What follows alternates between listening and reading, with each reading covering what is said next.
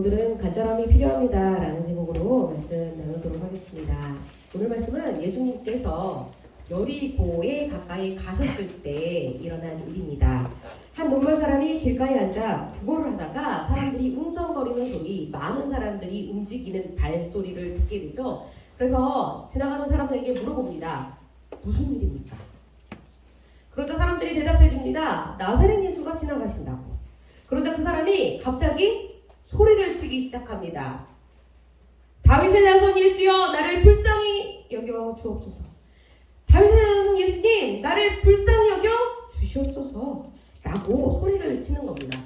갑자기 소리를 치니 그 알려준 사람도 당황을 했겠죠. 그래서 시끄럽다고 뭐라고 합니다. 조용히 하라고, 잠잠하라고. 그러자 그 눈먼 사람이 더 큰 소리로 외치기 시작합니다. 다윗의 자손이여 나를 불쌍히 여겨 주옵소서. 주위 사람의 꾸지름에도 더욱 큰 소리를 높여서 외치는 눈먼 사람입니다. 우리는 먼저 이 구절들을 통해서 등장하는 사람들을 나누어 살펴볼 건데요. 첫 번째 사람은 무리에 속한 사람들입니다. 이들은 예수님이 가시는 곳마다 따라다니는 사람들이었습니다. 그래서 예수님이 이루시는 기적도 보고 말씀도 듣고 오늘도 예수님이 어떤 일을 행하시나 궁금해하는 마음으로 예수님을 따라다니는 자들이었습니다. 그럼 그들에게 눈먼 자가 물어보죠. 무슨 일이냐고. 그래서 그들은 대답해 줍니다. 나사렛 예수가 지나가신다. 그들이 대답해 주는 겁니다. 나사렛 예수가 지나가신다. 이게 무슨 말이냐면요. 그들이 그토록 따라다니고 기적도 보고 말씀도 들었지만 그들에게 있어 예수님은 나사렛 예수시라는 거예요. 나사렛 예수. 요한복음 3장에 보면 나다니엘이라는 사람이 나사렛에서 무슨 선한 것이 날 수 있겠냐 할 정도로 나사렛은 작은 지역이었어요. 그래서 그곳에서는 뭐 그렇게 유명한 사람도 없고 유명한 어떤 사람도 등장할 수 없을 만한 것으로 여겼죠. 그런데 그 나사렛에서부터 온 예수시라는 거예요. 결국 이 말은 예수님을 따라다니고는 있지만 예수님을 그리스도라고 고백하지 않는 거고 메시아로 여기지 않는 모습이었다는 겁니다. 분명히 옆에 따라다니는데 말씀도 듣는데 기적도 보았는데 마치 교회에 오래 다녔으나 말씀도 듣고 나름 경험도 하고 하였으나 여전히 예수님을 그리스도라 고백하지 못하는 사람들처럼 이들도 예수님을 그리스도라 고백하지 못한 채 그렇게 따라다니는 사람들이었다는 거죠. 그러기에 이들은 소리 지르는 눈먼 사람을 이해할 수가 없었습니다. 왜 저렇게 시끄럽게 해? 왜 저렇게 소리를 질러? 왜 저렇게 반응을 하는 거지?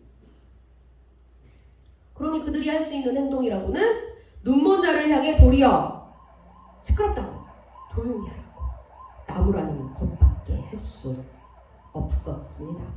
그럼 두 번째 사람, 눈먼 사람을 살펴봅시다.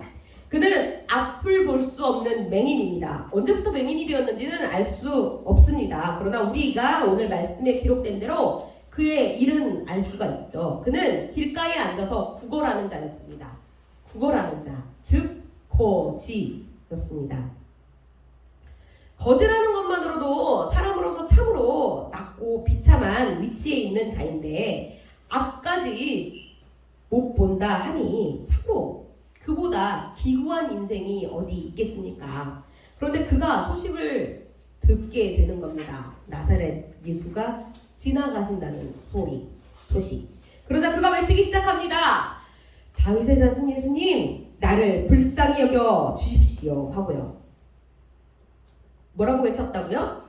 다윗의 자손 예수님 나를 불쌍히 여겨 주시옵소서. 분명 사람들은 나사렛 예수가 지나가신다고 말했으나 그가 예수님께 하는 말은 달랐다는 거예요. 그는 뭐라고 고백하고 있습니까? 다윗의 자손 예수님을 고백하고 있는 겁니다. 그 당시 사람들은 다 알고 있었어요. 메시아가 다윗의 자손으로 오신다는 것. 그리스도가 다윗의 자손을 통해 오신다는 것을 이미 다 알고 믿고 있었어요. 그런데도 사람들은 그걸 고백하지 못한 거예요. 반면 이 눈먼 사람은 고백하고 있습니다. 예수를 다윗의 자손이라고, 그리스도라고, 메시아라고, 자신을 구원할 구원자 예수님이라고 고백하고 있는 겁니다. 사실 언제부터 그에게 이런 믿음이 있었는지는 알지 못합니다. 눈먼 거지라는 환경을 보면 예수님의 기적을 직접 보지 못했을 겁니다. 그리고 거지이기에, 구걸하고 있기에 어디 가서 예수님을 따라다니지도 못했을 겁니다. 가능한 것이라곤 남이 들려준 예수님의 이야기, 예수님이 어떻게 행하셨다라고 하는 남들의 입을 통해서 들려준 예수님의 행적이 다였을 것입니다. 그런데도 불구하고 그에게 믿음이 생겨났죠. 들음으로 생겨난 그의 믿음. 로마서 10장 17절에 이렇게 기록하고 있습니다. 그러므로 믿음은 들음에서 나며 들음은 그리스도의 말씀으로 말미암느니라. 아멘. 들음으로부터 그의 마음속에 믿음이 생긴 것입니다. 언제부터인지는 몰라도 마음속 깊은 곳에 예수님이 그리스도이심을 확신하게 되었습니다. 그러기에 그는 외칠 수 있는 겁니다. 예수님이 이 지나가는 순간 그 기회를 놓치지 않고 예수님을 향해 외칠 수 있었던 겁니다.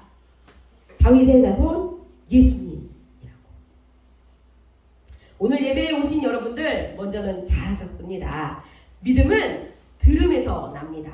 믿음은 예수님의 말씀을 들음으로 자라나게 됩니다. 아직 예수님을 잘 몰라도 괜찮아요. 성경이 어려워도 괜찮아요. 포기하지만 않으면 됩니다. 듣고 듣다 보면 우리 안에 얹어 있는지는 모르지만 믿음의 싹이 자라나기 시작합니다. 그러니 그 믿음의 싹이 잘 자라날 수 있도록 계속해서 하나님의 말씀을 듣는 우리들이 되기를 바랍니다. 다시 말씀으로 돌아와 눈먼 거지이기에 평소에도 구걸을 했을 겁니다. 한 푼만 주십시오. 도와주십시오. 그래서 말하기는 잘할 수 있어요. 그래서 사람들이 많이 지나가니 더 큰 소리로 구걸할 수도 있겠습니다. 도와달라고. 한 푼만 달라고. 그런데 사람들이 그 소리가 시끄럽다고 하면 그는 곧 멈출 수밖에 없죠. 왜냐하면 자신이 그 사람들의 마음에 들지 않으면 얻을 수가 없기 때문에 옆에 사람들이 시끄럽다고 하면 잠잠히 있을 수밖에 없는 눈먼 사람이었을 겁니다. 그런데 오늘은 달라요. 다를 수밖에 없습니다. 왜냐하면 그 대상이 자신을 구원할 예수님이시기 때문입니다. 지금까지 기다렸던 메시아 그리스도 예수님이시기 때문입니다. 결코 놓쳐서도 안 되는 예수님이시기 때문입니다. 그러기에 눈먼 사람은 더 큰 소리로 외칩니다. 다윗의 자손이여 나를 불쌍히 여겨 주시옵소서. 자신의 소리가 예수님 귀에 들리도록 자신이 낼 수 있는 가장 큰 소리로 이번이 안 된다는 절박함으로 부디 예수님 제 소리를 들어 주시옵소서. 간절하게 절박하게 예수님을 부릅니다. 다윗의 자손 예수여 나를 불쌍히 여겨 주시옵소서. 우리가 지난주 하나님은 나의 어떤 분이신가에 대해서 살펴보며 하나님을 스스로 경험하며 고백하자 이렇게 말씀을 드렸습니다. 그를 위해 하나님을 먼저 만나야 되고 하나님을 만나기 위해서는 부르짖음이 필요하다 하였죠. 부르짖음 하면 생각나는 구절이 오늘 이 구절입니다. 바로 오늘 눈먼 사람의 외친 말입니다. 그에게 무엇이 있습니까? 아무것도 없어요. 혼자서는 아무것도 할 수 없습니다. 누가 옆에 있다 한들 길가에 앉아 구걸하는 눈먼 거질 뿐입니다. 미래가 더 좋아질 거라는 희망도 앞으로 나아갈 소망도 꿈도 아무것도 없습니다. 스스로를 보면 막막하고 낙심되고 주저앉을 뿐입니다. 그러나 그는 붙잡죠. 그런 그라도 일으켜 세우실 분 예수님을 붙잡습니다. 희망도 꿈도 아무것도 없는 그였으나 자신을 등이 도우실 예수님을 믿기에 예수님을 그러니 어찌 간절하지 않을 수가 있겠습니까? 이제는 정말 예수님밖에는 없는데, 이제는 정말 예수님밖에는 도실 분이 없는데, 그러기에 부르짖는 겁니다. 그러기에 외치는 겁니다. 자신의 간절함을 담아 자신이 낼 수 있는 가장 큰 소리로 제발 자신을 만나달라고, 제발 자신을 도와달라고 그렇게 애타게 부르짖고 또 부르짖는 것입니다. 여러분, 여기에 다른 사람의 시선이 보였을까요? 여기에 자신의 체면이 생각이 났을까요? 아니요. 예수님만, 오직 예수님만 자신을 만나주시면 됩니다. 이러한 간절함, 여러분들에게는 이런 간절함이 있으십니까? 여러분들에게는 이러한 부르짖음이 있으십니까?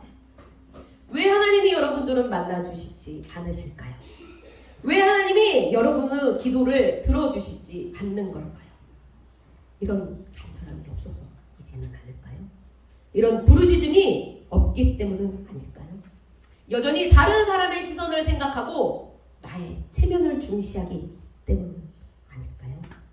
정말로 하나님을 만나기 원하신다면, 정말로 하나님이 우리들의 문제, 스스로 해결할 수 없는 문제, 벗어날 수 없는 그 문제에 개입하셔서 도와주시기를 원하신다면, 여러분, 눈먼 사람과 같은 간절함이 필요합니다. 눈먼 사람과 같이 하나님이 아니면 안 된다라는 그 절박함으로 하나님의 도우심을 구하기 바랍니다.